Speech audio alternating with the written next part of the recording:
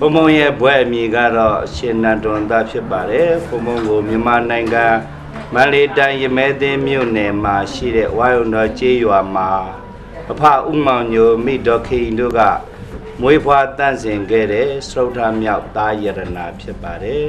ဘုံဘုံဟာသက်17နှစ်သားကနေကသာသနာဝန်ထမ်းရှင်ရန်တို့ရဲ့ဘဝအစဖြစ်တဲ့ရှင်သာမဏေဘဝကိုရောက်ရှိပြီးတက္ကလသက်14နှစ်ကစတင်ပြီးတော့ထေရဝါဒဗုဒ္ဓစာပေပရိယတ်များကိုမေမြို့ရန်ကုန်စာသင်တိုက်ကြီးတွေမှာစီးပူးပြီးတော့အစိုးရသာသနာတဇဓမ္မစရိယဘွဲရန်ကုန်ပါဠိတက္ကသိုလ်ကပရိယတ်တိသာသနာပါဠဓမ္မစရိယဘွဲနဲ့အတူမဟာစီဓမ္မကတိကကမ္မဌာနစရိယပြည်တွင်းပြည်ပသာသနာပြုဘွဲတို့ကိုလည်းပဲရရှိခဲ့ပါတယ်ထို့ပြင်အိန္ဒိယနိုင်ငံဘီဟာပြည်နယ်မကရတက္ကသိုလ်ကနေပြီးတော့MA ပါဠိတိကနဲ့ဘုံဘုံရရှိခဲ့ပါတယ်ထို့ပြင်သီရိလင်္ကာနိုင်ငံကိုလံဘိုဗုဒ္ဓတက္ကသိုလ်ကနေပြီးတော့မဟာဝိဇ္ဇာဘွဲ့ကိုဗုဒ္ဓဘာသာအထူးပြုနဲ့ရရှိအောင်မြင်ခဲ့ပါတယ်ထို့နောက်မှာဖြစ်မလေးရှားနိုင်ငံစင်ကာပူနိုင်ငံအင်ဒိုနီးရှားနိုင်ငံမဟာစီဌာနခွဲညောင်ကိုင်းသာသနာရိပ်သာအသီးသီးမှာသာသနာတောင်များကိုထမ်းဆောင်ပြီးတက္ကလ2010စက်တင်ဘာ2ရက်နေ့မှာအမေရိကန်နိုင်ငံရှီကာဂိုမြို့ကိုစတင်ဆက်ရောက်ပြီးသာသနာအကျိုးသက်ပိုးခဲ့ပါတယ်။ Wisconsin ပြည်နယ်မော်ကီမြို့မှာသာသနာတောင်များကိုထမ်းဆောင်ပြီးတက္ကလနယူးယောက်မြို့တော်ဘရုကလင်ရရှိမာစီသာသနာရိပ်သာမှာတရားဟောတရားပြဆောင်ရွက်ခဲ့ပါတယ်။ဤကျောင်းတိုက်ကြီးကို2011ခုဧပြီလမှာရောက်ရှိလက်ခံပြီးကျောင်းတိုင်နေဖြစ်သတင်းသုံးခဲ့ပါတယ်။တရှိဘုံဘုံရောက်ရှိနေထိုင်တဲ့ကျောင်းတိုက်ကတော့ဇေယဒုက္ခဓမ္မရိပ်သာလို့ခေါ်ပါတယ်။ဒီကျောင်းတိုက်ကိုမရီလိုမြို့မှာရောက်ရှိနေထိုင်ကြတဲ့ရွှေပြောင်းမြန်မာတိုင်းသားဘောင်းဆောင်တို့ကနေပြီးသူတို့ရဲ့ကာယအားညာနာအားရှိသမျှစွမ်းပကားများဖြင့်စုပေါင်းစုဆောင်ကောက်ခံလူဒန်းထားကြည့်ခြင်းဖြစ်ပါတယ်။2006ခုနှစ်မှာဒီကျောင်းတိုက်ကိုမြန်မာနိုင်ငံဘွားတိုင်းသားပေါင်းစုံတို့ကစုပေါင်းဝယ်ယူထားပြီးတက္ကလ4နှစ်အတွင်းမှာပထမဤကျောင်းဆောင်ကိုဘုံဘုံတို့အပြီးအပိုင်းအပြည့်အပြတ်ဝယ်ယူနိုင်ခဲ့ပါတယ်။ဟိုဘက်ကျောင်းဆောင်တွေကဖြစ်ပြီးခဲ့တဲ့ဇွန်လကမှဘုံဘုံတို့တိုးချဲ့ဝယ်ယူထားကြည့်ခဲ့ခြင်းဖြစ်ပါတယ်။ဒီကျောင်းတိုင်မှာပထမကျောင်းတိုင်ဒုတိယကျောင်းတိုင်တို့ဟာကျောင်းမျိုးမျိုးကြောင့်မိမိတို့ရဲ့ဌာနေတို့ပြန်လေကြွရောက်သာသနာပြုသွားတဲ့အခါကျောင်းတိုင်ဘုန်းကြီးလင့်တက်နေပါ၍ဘုန်းကြီးကိုဆက်သွယ်လာတဲ့အခါဘုံဘုံမှာသာသနာကျိုးတည်ပိုးလိုတဲ့စိတ်ဖြင့်ဤရက်ကိုရောက်ရှိရှေချသတင်းသုံးနေထိုင်ခြင်းဖြစ်ပါတယ်။ဘုံဘုံရောက်ရှိပြီးသည့်တစ်နှစ်ကျော်ကာလအတွင်းမှာအမျိုးဘာသာသာသနာအတွင်းရှင်းလင်းဝင်ရောက်လိုကြတဲ့သာသနာဝန်ထမ်းဘဝကိုရောက်ရှိလိုကြတဲ့အမျိုးကောင်းသားတရားဝန်းကျင်ကိုသာသနာတော်တွင်သွတ်သိမ်းရှိမြောက်ခဲ့ပြီးဖြစ်ပါတယ်ထို့ပြင်လဲသီလရှင်ဘဝဖြစ်သာသနာသီလရှင်ဘဝဖြစ်တရားဓမ္မများပွားများနာယူအထုတ်လူကြသောပုဂ္ဂိုလ်ပေါင်းတို့ကိုလည်းပဲသာသနာတော်တွင်ကိုသွတ်သိမ်းရှိမြောက်ခဲ့ပြီးဖြစ်ပါတယ်နှစ်စဉ်မြမရိုးရာရင်ကျေးမှုအစဉ်လာဒလိထုံးစံများနဲ့အညီနှစ်သက်ကူမဟာတကြံပွဲတော်နှင့်တကဝ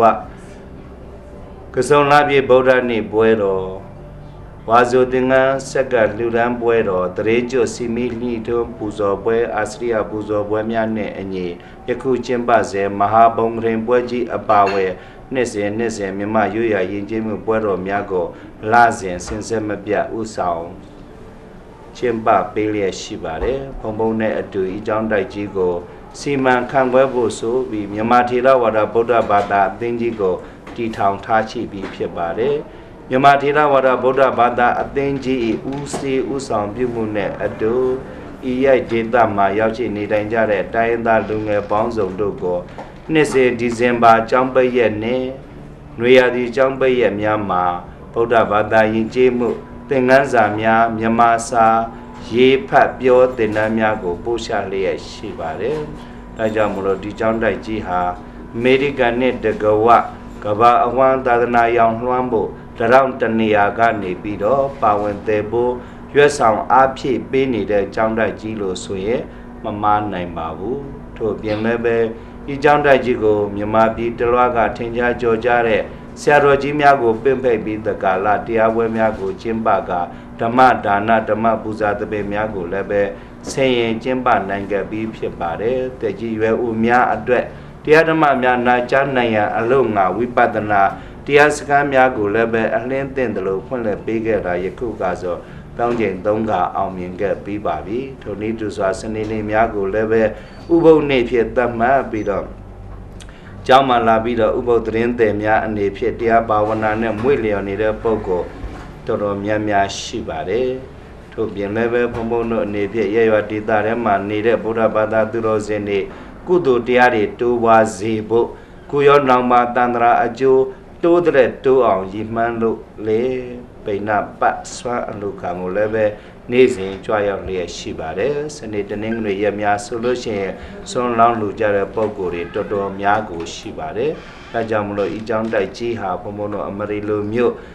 အေချန်တာယာအောင်ဘေးကင်းအောင်ရန်ကင်းအောင်နဲ့တကဝတက်ဆက်ပြည်နယ်အမေရိကန်ပြည်ထောင်စုကမ္ဘာအဝန်းငြိမ်းချမ်းဖို့အတွက်တစိတ်တဒေသအဖြစ်ပါဝင်ဆွမ်းဆောင်ပေးနေတယ်ဆိုရင်လည်းပဲမှားလိုက်မယ်မထင်ပါဘူးဒီလိုမျိုးဘာသာသာသနာတော်အကျိုးဂုံရောင်တိုးအောင်တဲ့ဖို့ဆောင်ရွက်နေကြတဲ့မရီလိုမျိုးရှိဇေယဒုက္ခဓမ္မရိပ်သာကျောင်းတိုင်မဟာတုတစ်ခါလောက်ဘသူမဆိုအရောက်လာရောက်လေ့လာလဲပါစီးပူးလဲပါတရားဘာဝနာများကိုပွားများနိုင်ယူလဲပါလို့ဖိတ်မှန်တကလည်းပြုအပ်ပါတယ်ရေရှည်မှာဖြစ်ဤနေရာဤဒေသကိုလူကြီးများအတွက်ပညာရိပ်သာ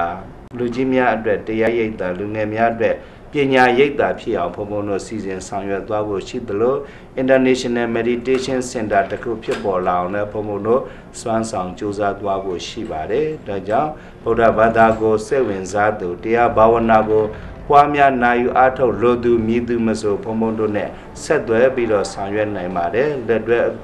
အတူကိုညီသာသနာပြုကြမယ်ဆိုရင်ဘုံဘုံတို့ကဝမ်းပန်းတတာကြိုးဆိုနေပါကြောင်းသတင်းကောင်းပါအပ်ပါတယ်ဘုံဘုံတို့နေဖြစ်ကဘာကြီးလောကကြီးတွင်မှာလူသားတဦးနေဖြစ်အတူနေကြသူတွေရှင်းချင်းဒေါသအာဃာတတွေရှေ့ထားခြင်းရှောင်ဖြစ်ပေါ်လာမဲ့ပြဿနာကြီးငယ်တွေကိုလည်းမဖြစ်ပေါ်စေလိုပါဘူးဗုဒ္ဓဘာသာဓလေ့ထုံးစံအရာဆိုလို့ရှိရင်ဒေါသကြောင့်အမျက်မီးတွေပွားပြီးတော့ရက်မီးတွေလည်းများကြရပါတယ်လောဘကြောင့်ငတ်မော့ခေါင်းပါဘေးတွေကြုံတွေ့ရတယ်လို့အဲ့ဒီလောဘနောက်ကိုကောက်ကောက်ပေါင်းလိုက်မိကြလို့လည်းပဲမိုက်မှားလိုက်စားသူတွေမနှဲလှပါဘူးနောက်တစ်ခုဒီလောဘဒေါသမောဟတို့ဟာလောဘဒေါသတို့ဟာမောဟတိဟုသောအကြောင်းနဲ့အကျိုးအကောင်းနဲ့အဆိုးကိုဉာဏ်နဲ့ချိန်ထိုးနိုင်ခြင်းမရှိလို့ဖြစ်ပေါ်လာရတာဖြစ်တဲ့အတွက်ကြောင့်အသိပညာခေါင်းပါခြင်းတိဟုသောမောဟတရားကိုလည်းပဲပယ်ရှားစေခြင်းပါတယ်ဒီလိုလောဘဒေါသမောဟနည်းမဲ့ဆိုလို့ရှိရင်ဖြင့်ကမ္ဘာလောကကြီးတွင်မှာဒုဗ္ဗိခန္ဓရကတိဟုသောငတ်မော့ခေါင်းပါရာတွေရောဂန္ဓရကတိဟုသောအနာယောဂါတွေထူပြောရတာတွေတထန္တရကတိဟုသောစစ်တိုက်ရတာတွေစစ်ပွဲကြီးတွေဆင်နွှဲရတာချင်းတွေဖြစ်ပေါ်လာနိုင်မှာမဟုတ်ပါဘူးဒါကြောင့်ဒီဘေးကြီးသုံးပါးရဲ့အကြောင်းရင်းခံဖြစ်တဲ့လောဘတရားဒေါသတရားမောဟတရားတွေကိုလည်းပဲပယ်ရှားနိုင်ပါစေလို့ဘုံဘုံတို့ကဆန္ဒပြုပါတယ်ဒါနဲ့တစ်ဆက်တည်းပင်လင်ဘုံဘုံတို့သည်ဘယ်ဘာသာဘယ်အယူဆကိုပဲလက်ခံယူဆကိုးကွယ်နေတဲ့ပုံကိုယ်တွေဖြစ်ပါစေလူတယောက်ဟာနံပါတ်1 good person ဖြစ်ဖို့အရေးကြီးတယ်လို့ခံယူပါတယ်နံပါတ်2 right person ဖြစ်ဖို့အရေးကြီးတယ်လို့ခံယူပါတယ်နံပါတ်3မြင့်မြတ်တဲ့စိတ်ထားရှိခြင်းတည်ဟူသော Nobel ပါစဉ်ဖြစ်ဖို့လို့ဘုံဘုံတို့ကခံယူပါတယ်။ဒါကြောင့်ဘာသာကွဲအယူဆကွဲဒေတာကွဲဒလိကွဲလူမျိုးကွဲတွေဖြစ်လင်ကစားဘုံဘုံတို့လူတိုင်းဟာ good ပါစဉ်ဖြစ်ဖို့ right ပါစဉ်ဖြစ်ဖို့ Nobel 1ဖြစ်ဖို့ကြိုးစားကြမယ်ဆိုရင်ကမ္ဘာလောကကြီးငြိမ်းချမ်းလိမ့်မယ်လို့ဘုံဘုံတို့ကခံယူပါတယ်။တကယ်လို့များဘုံဘုံတို့ကျောင်းတော်တွေကိုရောက်ရှိမယ်။ဒါရောက်လေးပတ်ဆွေးနွေးလည်းမယ်ကြမယ်ဆိုရင်မိသူကိုမဆိုဘုံဘုံတို့ကဝယ်ကန်လုပ်ပါတယ်ဘုံဘုံတို့နေဖြစ်လူတိုင်းကိုဗုဒ္ဓဘာသာတဲကိုရောက်လာဖို့ဗုဒ္ဓဘာသာတရားကောင်းကြောင်ဟောပြဖို့ဘုံဘုံတို့လုံးဝဆန္ဒမရှိပါဘူးဘုံဘုံတို့နေဖြစ်လမ်းမနေတဲ့ပုဂ္ဂိုလ်ကိုလမ်းမှာ ပြအောင်လွဲမနေတဲ့ပုံကိုယ်တွေကိုအမှန်ရောက်အောင်ရှင်ချင်းဆွေးနွေးဖလှယ်ဖို့ဆန္ဒရှိုံကလွဲပြီးတော့ဒီရက်ဒီဒေသမှာခရစ်ယာန်ကိုတော်၎င်းအစ္စလာမ်ကိုတော်၎င်းဗုဒ္ဓဘာသာဖြစ်လာအောင်ဆွမ်းဆောင်ကြိုးပမ်းဖို့လုံးဝရည်ရွယ်ချက်မရှိပါဘူးအဓိကရည်ရွယ်ချက်ကတော့ဖြစ်ပုံမုံတို့မျိုးဖလာဗုဒ္ဓဘာသာများစုကိုတရားဗုဒ္ဓဘာသာဖြစ်လာအောင်ထိုမှတဆင့်တက်ပညာဗုဒ္ဓဘာသာအဆင့်ရောက်ပြီးတော့ယဉ်ကျက်တဲ့အသိဉာဏ်တွေရဲ့လွှမ်းမိုးမှုအောက်မှာကိုရောစိတ်ပါငြိမ်းချမ်းသာယာပြီးမိသားစုအကျိုးအများကျိုးရကျိုးရွာကျိုးတည်ဖို့ဆောင်ရွက်နိုင်လို့စိတ်ရှိတဲ့ပုံကိုယ်ထူတွေပေါ်ပေါက်လာအောင်ဘုံဘုံတို့ရည်မှန်းပြီးလာခဲ့ခြင်းမှာ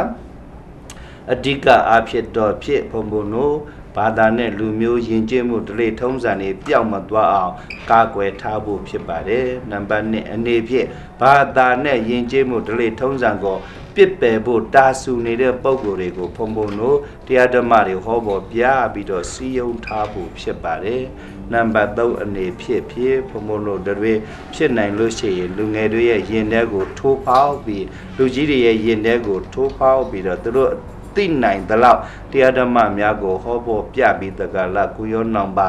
တန္တရာအကျိုးပွားတိုးစေမှုရှေ့ရှုပြီးတော့ဘုံဘုံတို့လာခဲ့ခြင်းဖြစ်တဲ့အတွက်ကြောင့်ဒီကြောင့်တိုက်ကြီးတီထောင်ခြင်းသည်လည်းပဲအမျိုးဘာသာသာသနာတော်ကျိုးတည်ဖို့ဖြစ်တဲ့အတွက်ကြောင့်မိသူမဆိုကြွခဲ့ပါလမ်းခဲ့ပါလို့ဘုံဘုံတို့ကဖိတ်မှန်တကပြုရေးဘုံဘုံတို့ရဲ့စီစဉ်ကိုနှိကုံးရှုပ်အပ်ပါတယ်ရိုက်နေတော့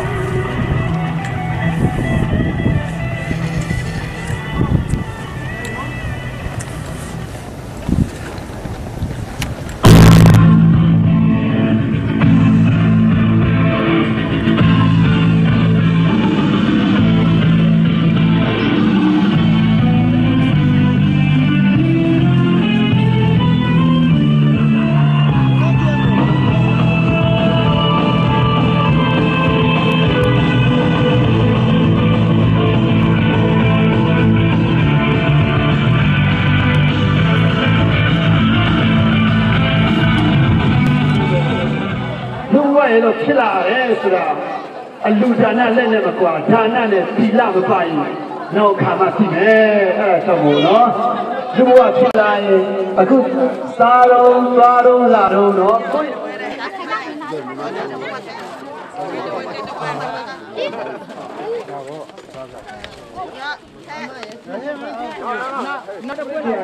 ့လာရောက်လူတန်းသွားပါဆိုတဲ့အကြောင်း$80ဘောနော်အကြောင်းလို့မင်းတို့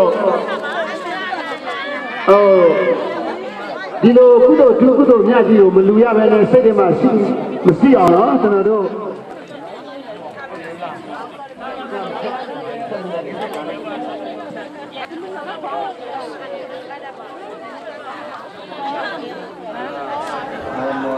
မြတ်ချက်ပြုတ်စီစဉ်ပြုပြင်ထားအပ်သောနေစွမ်းဘွယ်ဘောဇင်ချိုချင်ရတာ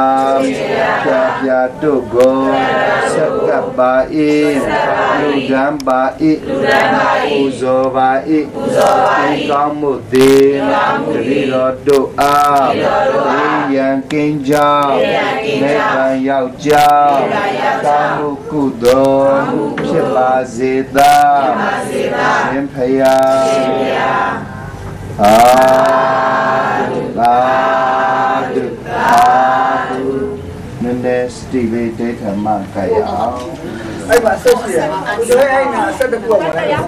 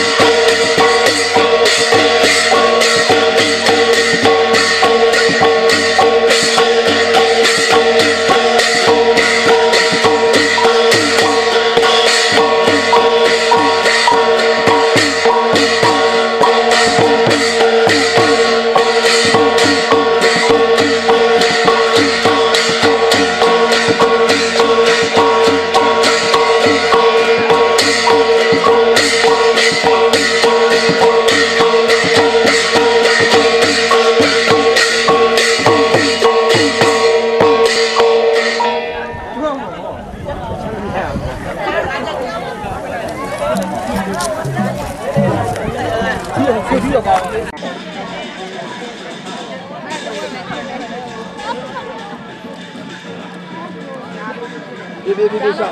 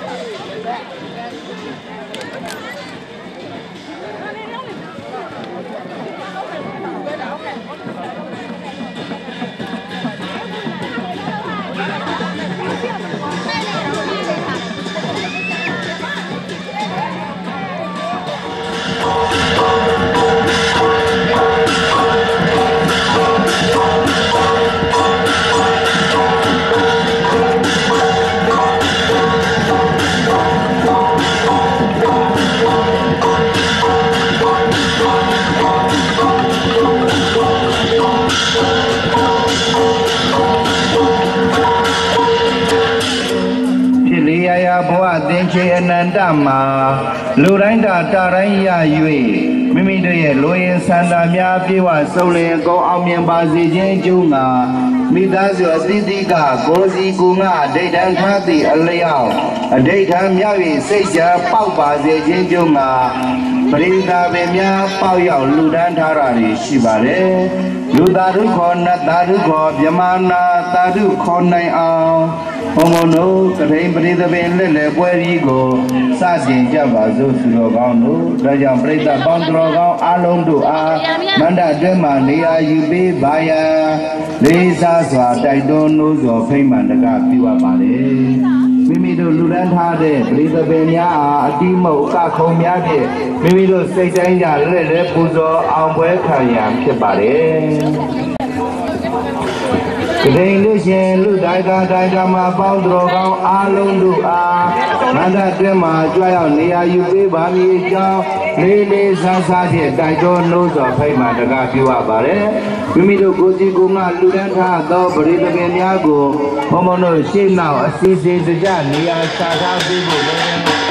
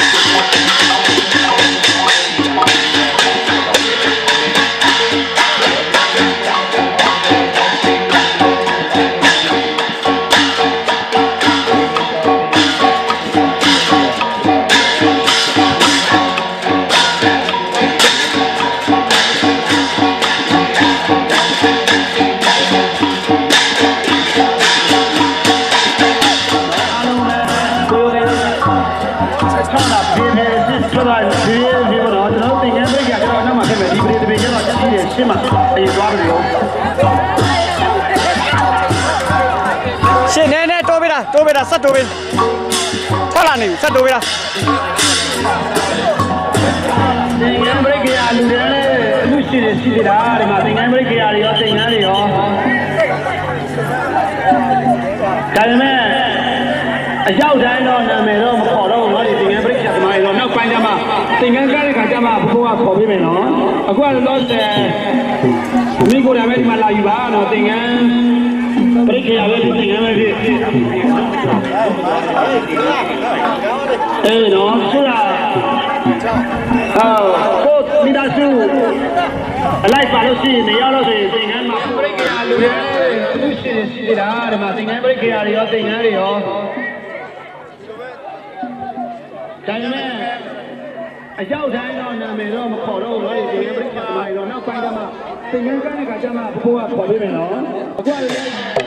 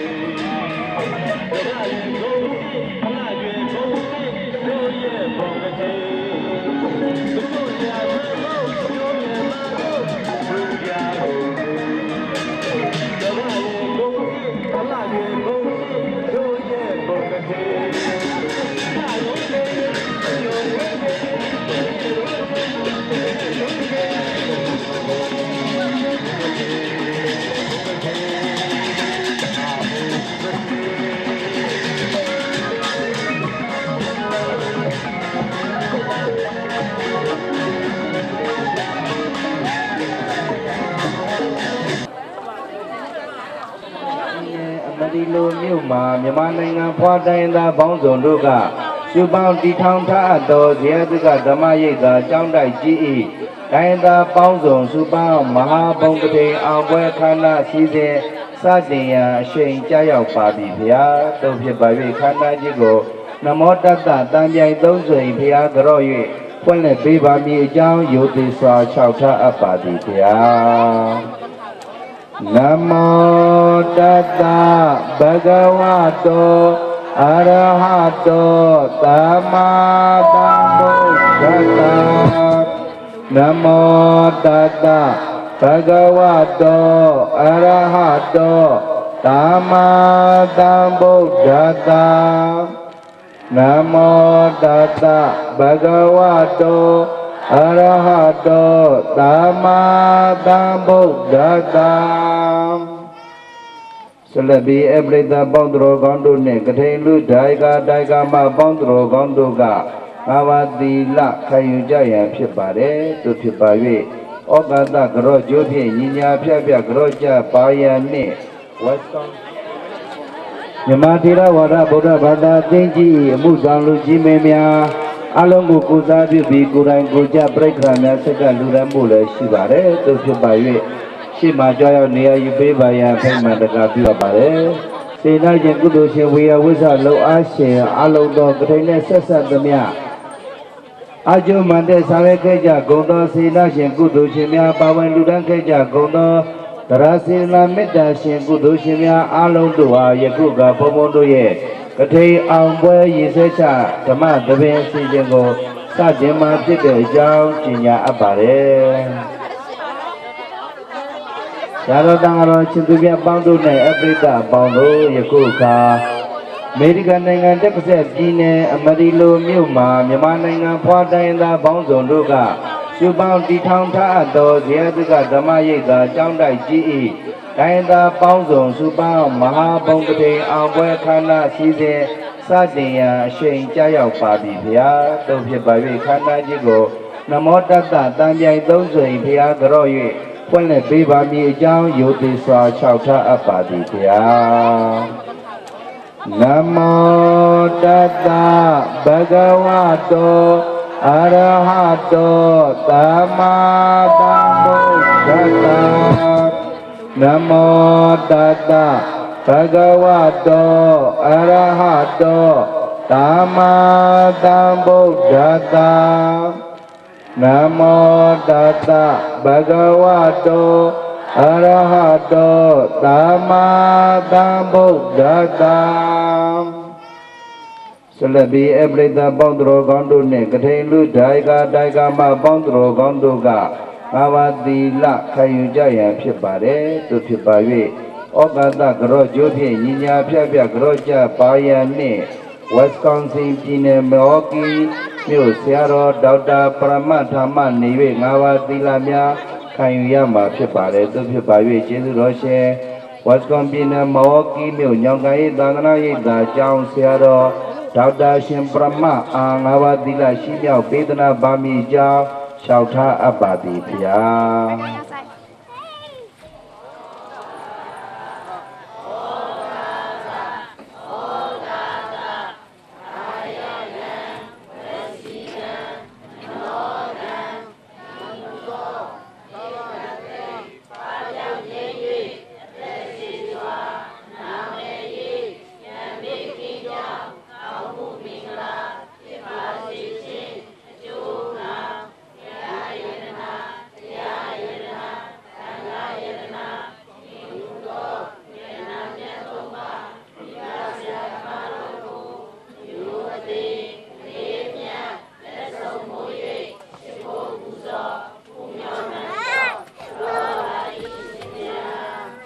ယောသဗုဒ္ဓင်္စဓမ္မင်္စသံဃင်္စတရဏံကတောသတ္တာရိအရိယသစ္စာနိဓမ္မပညာယပတ္တိယောအချင်းကာမပေါင်းတော်ကောင်းသည်ဗုဒ္ဓင်္စမြတ်စွာဘုရားကို၎င်းဓမ္မင်္စတရားတော်ကို၎င်းသံဃင်္စသံဃာတော်ကို၎င်းတရဏံကိုယ်ွယ်စိကကျင်းတို့ကတော်ရောက်၏သောထိုယရဏသုံးပါးကိုစိကကိုယ်ွယ်တော်ကာမပေါင်းတော်ကောင်းသည်သတ္တာရိအရိယသစ္စာနိဒုက္ခသစ္စာသမုဒယသစ္စာနိရောဓသစ္စာမေဃသစ္စာဟုဆိုသောသစ္စာ၄ပါးမြတ်တရားတို့ကိုသမ္မာကောင်းစွာပညာယဝိပဿနာမေပညာဖြင့်ပတ္တိရှုမြင်နိုင်ပါပေ၏ဤကျို့ဤသို့ဉာဏ်ပါဠိလာရှိသည်နှင့်ညီ မေကံပြည်အောင်စုတက်ဆက်ပြည်နယ်မာရီလိုမြို့ဇေယဒုက္ခဓမ္မရိပ်သာ၌ဒိဋ္ဌမင်္ဂလာစုပေါင်း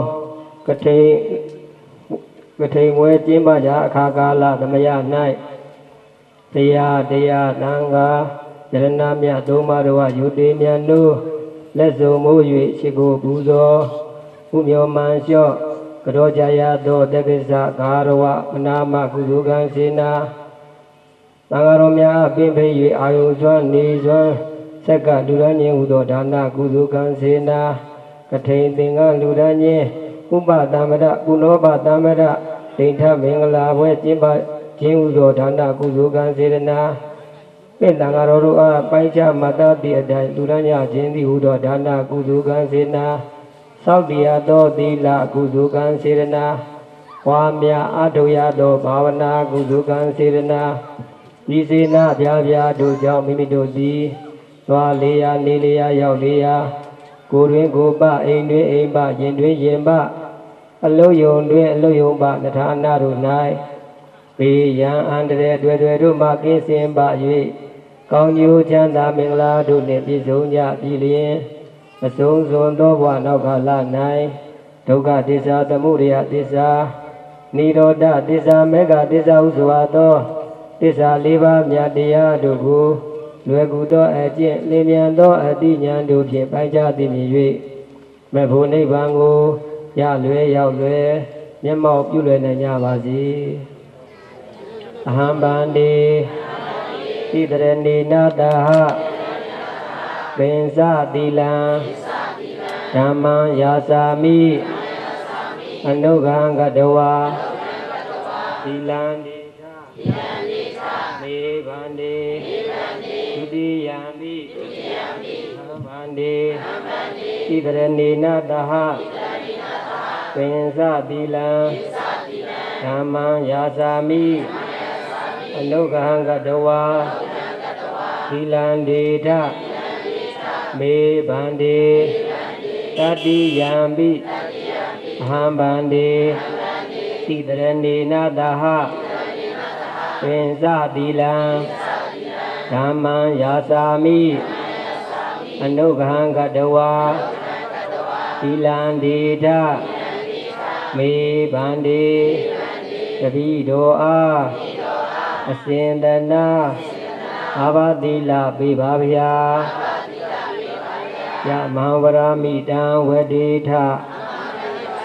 နမောတတဗုဒ္ဓဝါဒောရတောသမ္မာသမ္ဗုဒ္ဓတ္တ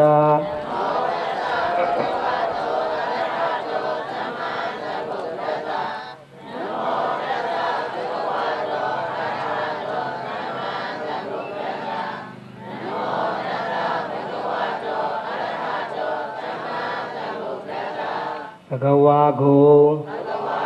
အရဟံကိုသမ္မာသမ္ဗုဒ္ဓဂုဏ်နှင့်ပြည့်စုံပေညာထိုဖယားညွတ်တော်ရှိကိုပါ၏ဗုဒ္ဓံတရဏံကိသာမိဓမ္မံတရဏံကိသာမိသံဃံတရဏံကိသာမိ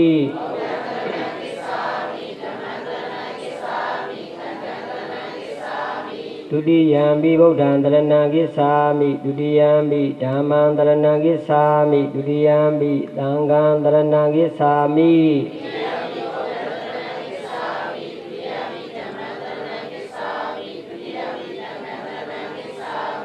တတိယံပိဗုဒ္ဓံတရဏံကိသာမိတတိယံပိဓမ္မံတရဏံကိသာမိတတိယံပိသံဃံတရဏံကိသာမိ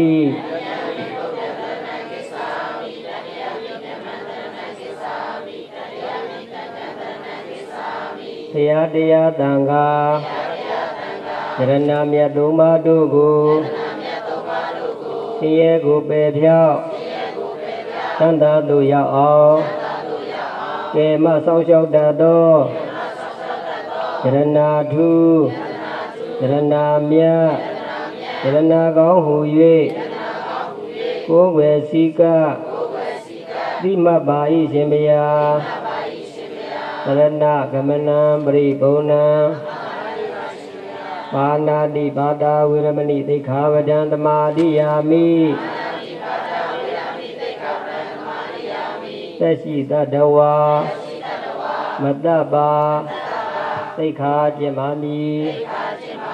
အာဒိနာဒါနာဝိရမဏိသိက္ခာပဒံသမာဓိယာမိလူပိုင်ဥစ္စာမခိုးပါသိက္ခာကျင့်ပါမည်ကာမေတုမိစ္ဆာစာရာဝိရမဏိသိက္ခာပဒံသမာဓိယာမိသူသာအိယာမကျူးပါသိက္ခာကျင့်ပါမည်မုဒဝါဒဝေရမဏိသိက္ခာပဒံသမာဓိယာမိမုဒလိညာ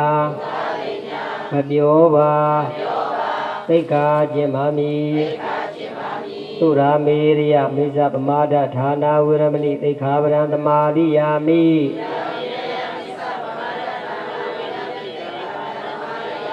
မူရည်သေးစာမတုံးပါသိက္ခာကျင့်ပါမည်ဣဒံမေသီလံနိဗ္ဗာနတပိစေယောဟောတုဣမံပုညဘာကံသဗ္ဗတတ္တာနံဟေမသဗ္ဗတတ္တာနံပုညဘာကံအနုမောဒာမဣဒံနောညာတိနံဟောတုဒုက္ခိတာဟောတုညာတယောဣတရဏေနာသပေသသီလံတာရိဝံကတဝါဓမ္မအပမဒေနသမတိတာ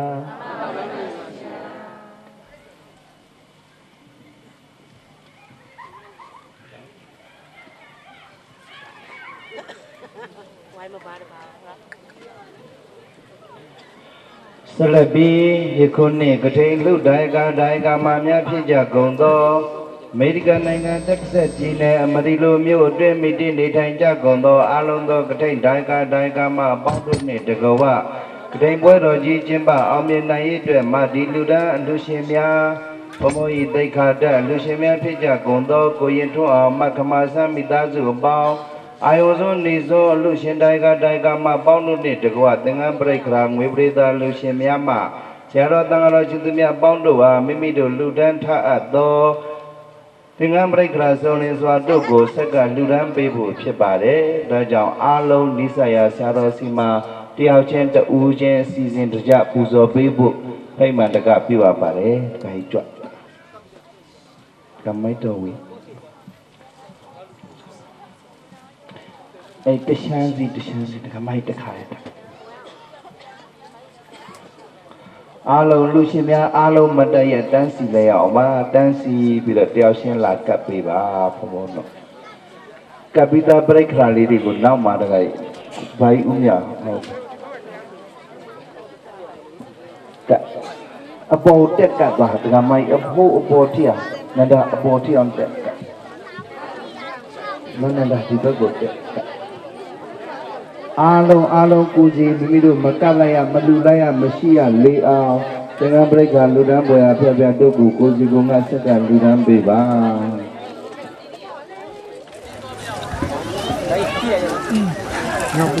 ဒီဝါကြီးကိုလာလို့ဒီနေ့မှနည်းမြအောင်ကနေပြီးတော့ဒီဝါဒနာပါရလူပညာများဖြင့်ပါဝင်အခါပြောပြပေးဖို့ရှိပါတယ်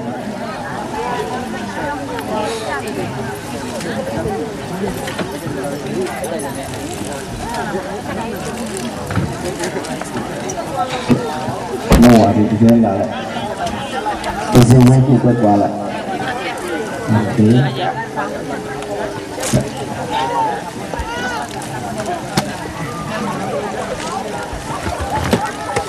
ော့ရပြီက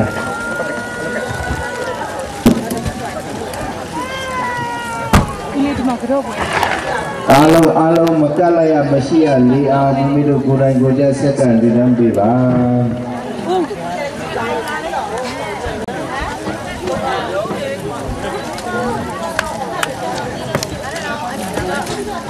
မ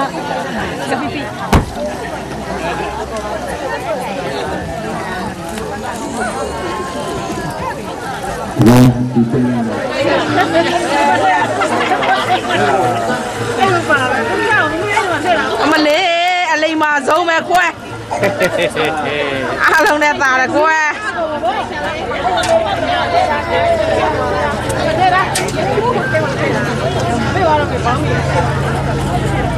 မအားကတာအလားဆုံးဘုံ